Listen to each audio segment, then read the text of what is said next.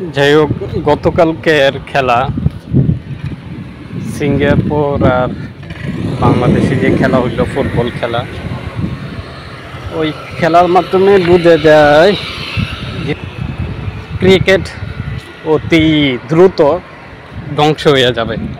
কারণ ফুটবল খেলা এখন জনপ্রিয়তা বেশি, এখন মনে হয় না ক্রিকেটটা টিকতে পারবে।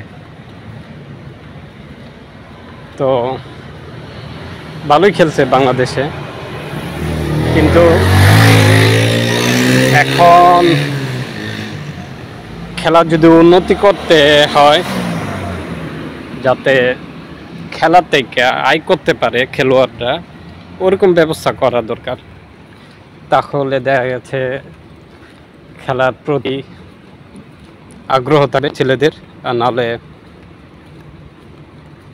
তারা চিন্তা করবে চাকরির বা অন্য দেশে চলে যাওয়ার, এই ধরনের চিন্তা ভাবনা থাকবে।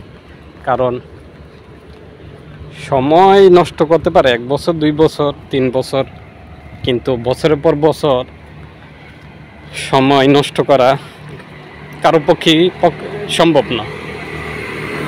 তো ওই হিসাবে এখন যদি লিগে বা ক্লাবে ওখানে কোনো ব্যবস্থা করে রাখে সরকারের পক্ষ থেকে, আসলে সম্ভব না। কারণ সরকারও তো এখন বর্তমান এটা অন্তর্ভুক্তি সরকার, তারা আবার দেখা গেছে চেঞ্জও হইতে পারে, তখন দেখা গেছে এটা কন্ট্রোলে আনতে পারবে না। তো এখন যে দাবটা আছে, এই দাবটা যদি বজায় রাখতে পারে, দেখা গেছে আগামী 3 বছর বা 4 বছর পরে আরও উন্নতি হইতে পারে।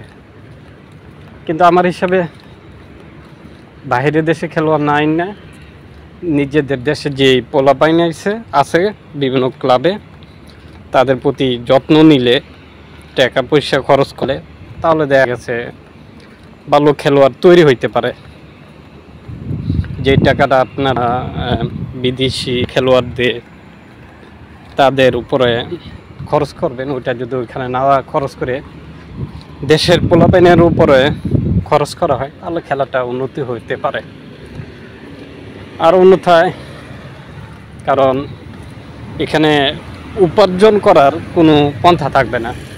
যদি খেলাতে উপার্জন করার পন্থা থাকে, তাহলে সবাই আগ্রহ থাকবে যে না, খেলাতে টাকা পয়সা ইনকাম করা যায়। আর যখনই চিন্তা করবে যে না, খেলাতে টাকা পয়সা ইনকাম করা যায়, তখনই খেলাতে আগ্রহ বাড়বে। আর নাহলে অন্যথায় 40 বছর আগে যেরকম ছিল বাংলাদেশ স্বাধীন হওয়ার পরে যেরকম ছিল, এখনও সেরকমই থাকবে। কিন্তু বিনোদনে বাংলাদেশে কোনো সাকসেস থাকবে না, যেটা আমাদের জন্য খুবই, কি বলবো, লজ্জাজনক হবে।